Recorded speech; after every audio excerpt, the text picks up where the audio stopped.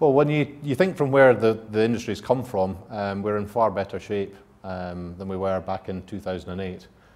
Yes, there are still challenges, and I would say there's challenges right across the cycle of house building. So whether you're looking at land, you're looking at planning, you're looking at production, you're looking at sales, there are specific challenges in each and every single one of them. But obviously what we are trying to do is tackle all those challenges in a much more positive way than we were back in the 2008, 2009, when we were almost sort of fighting for survival. I'd love to see more public sector land, and public sector land coming in a way that isn't with all sorts of conditions attached and making it look relatively unattractive.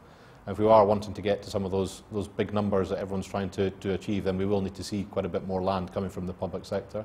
On the planning side of things, progress is still pretty slow, particularly when you're trying to actually just charge conditions and actually agree Section 106s to actually start on site. That's actually been quite a frustrating process for us at Linden Homes.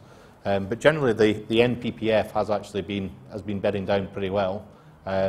I think the only thing that the frustration we've probably still got is that we've got some local authorities that just don't have their plan that we'd like to see some have, and we're working well with those. But we obviously want to see that across all local authorities.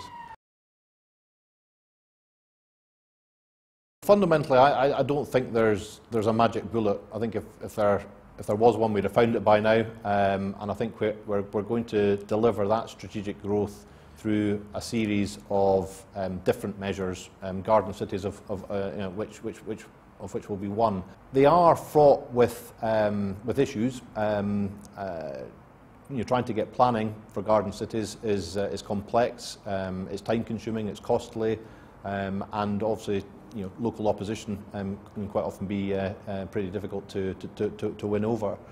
And so, that's obviously an initial hurdle. But even after that, assuming you do get planning, the delivery side of things takes a significant amount of time, because production is quite often demand-led, and you do have that chicken and egg situation on garden cities where people don't want to buy into a new town unless they really know and see what it's going to be like. So they want to see the schools, they want to see the shops, they want to see the placemaking, the doctor's surgery, where all that's going to be before they then start investing. And obviously, quite often you can't do much of that until you've actually got houses. So there are some real hurdles to get across, and actually quite often garden cities, certainly in the past, have spanned decades. So I think the one thing that we do need to bear in mind with garden cities is just how patient we'd need to be in terms of getting some growth through that as a route.